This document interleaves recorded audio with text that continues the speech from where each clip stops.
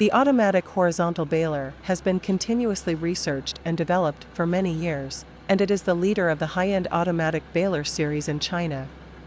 It adopts the advanced design of fully automatic baler. The machine strength and the convenience of use are perfectly integrated. With higher output, lower maintenance cost and simple and convenient operation, the series of fully automatic balers have a considerable return on investment. The compression force varies from 20 tons to 120 tons.